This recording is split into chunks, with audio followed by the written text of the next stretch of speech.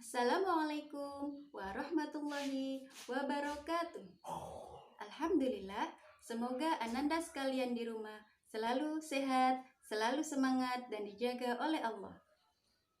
Sebelum kita memulai pelajaran kita hari ini, mari kita sejenak berdoa, membaca surat Al-Fatihah di dalam hati. Berdoa mulai.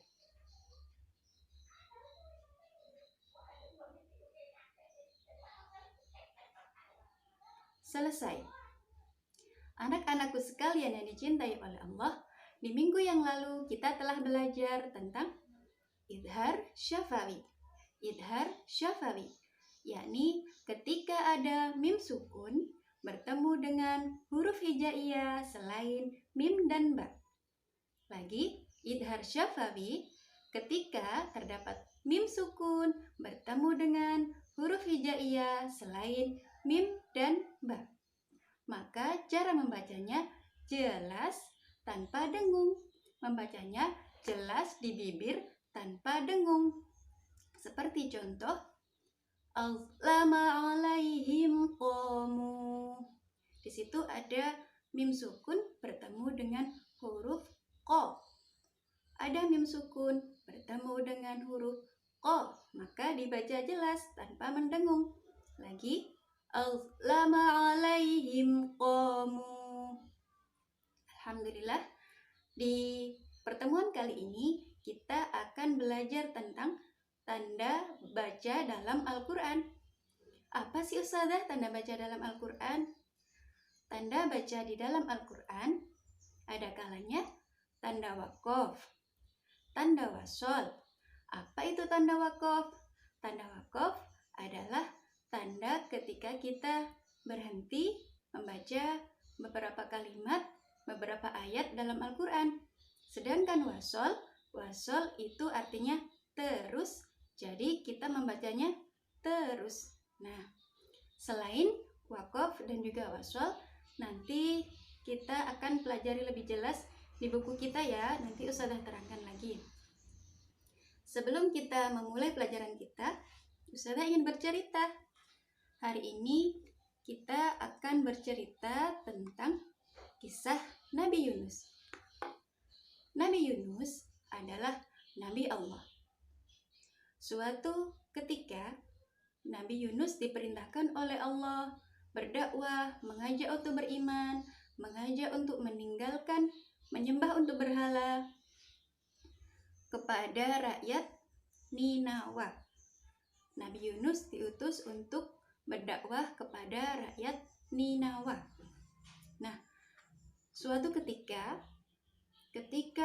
Nabi Yunus memerintahkan kaumnya untuk beriman dan meninggalkan berhala, kaumnya tidak patuh, kaumnya tidak menurut pada Nabi Yunus. Dan Nabi Yunus pun menyampaikan, jika kalian tetap menyembah berhala, nanti kalian semua akan mendapatkan azab dari Allah. Tapi mereka semua tetap tidak mau meninggalkan berhala. Mereka tetap menyembah berhala. Sehingga pada suatu ketika turunlah azab dari Allah kepada penduduk Ninawa. Dan saat itu Nabi Yunus sangat marah. Nabi Yunus marah pada rakyat Ninawa. Kemudian Nabi Yunus pergi meninggalkan penduduk tersebut. Nabi Yunus pergi menaiki kapal. Namun padahal saat itu rakyat Ninawa menyadari bahwasannya ternyata Nabi Yunus benar. Nabi Yunus adalah utusan Allah. Para penduduk Ninawa telah menyesal karena tidak patuh kepada Nabi Yunus. Tapi Nabi Yunus terlanjur berangkat pergi meninggalkan kaum Ninawa. Dan kaum Ninawa telah dimaafkan oleh Allah. Kaum Ninawa sudah diberikan nikmatan oleh Allah karena dia sudah meyakini bahwa Nabi Yunus adalah utusan Allah. Kita berlanjut kisah Nabi Yunus yang meninggalkan mereka ya di kapal. Saat itu kondisinya angin sangat kencang dan ombak pun sangat kencang, sehingga kapal yang dimuati oleh Nabi Yunus yang isinya sangat banyak orang dan juga banyak barang-barang, mereka harus melempar barang mereka ke laut agar perahunya bisa seimbang lagi. Setelah semua barangnya dilempar, masih saja kurang untuk membuang barang, sehingga mereka memutuskan untuk melempar satu orang lagi. Untuk menentukan siapa yang harus dilempar ke laut, mereka semua para penumpang yang ada di kapal, mereka membuat undian. Undian pertama yang keluar adalah Nabi Yunus. Tapi para penduduk kapal tidak mau kalau Nabi Yunus yang harus keluar dari kapal. Mereka melakukan undian kedua. Di undian kedua, ternyata Nabi Yunus lagi yang keluar namanya. Dan mereka tetap tidak tega kalau Nabi Yunus yang harus melemparkan diri ke dalam laut. Setelah itu, dengan sangat terpaksa, Nabi Yunus pun harus melemparkan dirinya ke dalam laut. Dan kemudian, setelah Nabi Yunus terjun ke dalam laut, Allah mengutus ikan paus yang sangat besar untuk menelan Nabi Yunus tanpa merusak tubuhnya, tanpa melukai tubuhnya. Jadi Nabi Yunus langsung masuk ke dalam perutnya. Di dalam perut ikan paus yang sangat gelap, Nabi Yunus pun menyesali perbuatannya. Nabi Yunus telah tega meninggalkan penduduknya. Nabi Yunus tidak sabar menghadapi kaumnya, sehingga di situ Nabi Yunus bertaubat dan berdoa di dalam kegelapan. Bismillahirrahmanirrahim.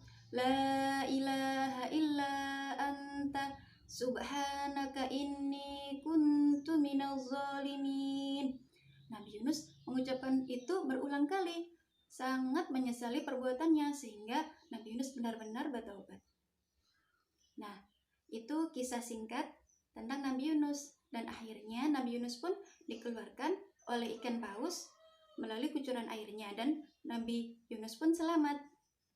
Alhamdulillah, itu kisah singkat tentang Nabi Yunus yang harus lebih sabar lagi dalam menghadapi kaumnya, dan juga keimanan Nabi Yunus yang sangat kuat untuk meminta ampunan dari Allah Subhanahu wa Ta'ala. Nah, kita bisa melanjutkan pelajaran kita tentang belajar tanda wakaf. Kita mulai dengan bacaan bismillah. Bismillahirrahmanirrahim.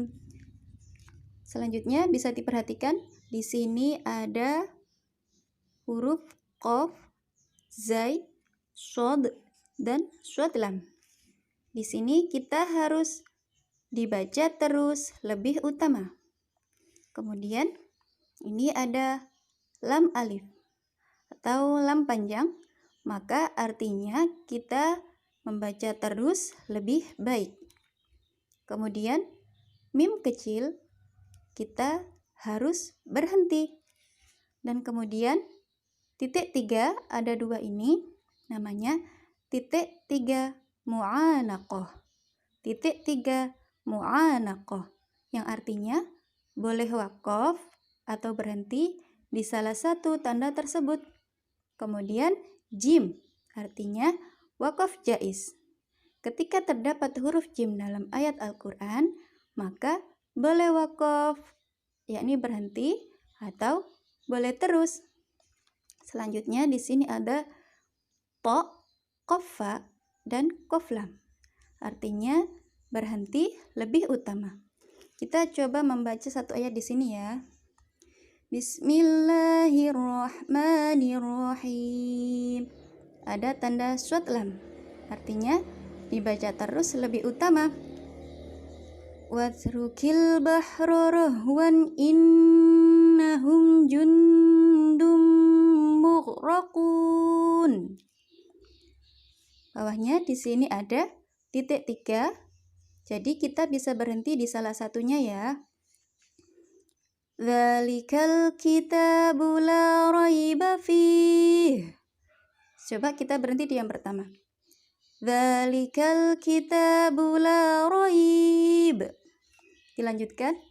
Fihi hudal lil muttaqin. Selanjutnya di sini ada lam panjang. Ada tanda lam panjang. Kita membacanya lebih baik terus dan tidak boleh berhenti. illam ra'atahu qaddarna innaha laminal ghabirin. Selanjutnya di sini ada tanda qaf lam. Artinya dibaca berhenti lebih baik. Afaman yakhluqu kaman la yakhluq afala tadhakkarun. Selanjutnya di sini ada jim, boleh berhenti dan juga boleh terus.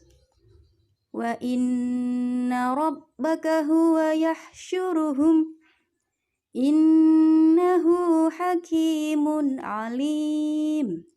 Selanjutnya di sini ada mim, yakni harus berhenti. Fatawalla anhum yawma yad'ud da'i ila syai'in nukur. Sampai di sini dulu ya. Shadaqallahul azim. Sekian dulu ya dari Ustazah. Semoga pelajaran kita hari ini membawa manfaat, membawa barokah, membawa kita mendapatkan ridho dari Allah Subhanahu wa Ta'ala. Berdoa mulai. Berdoa selesai.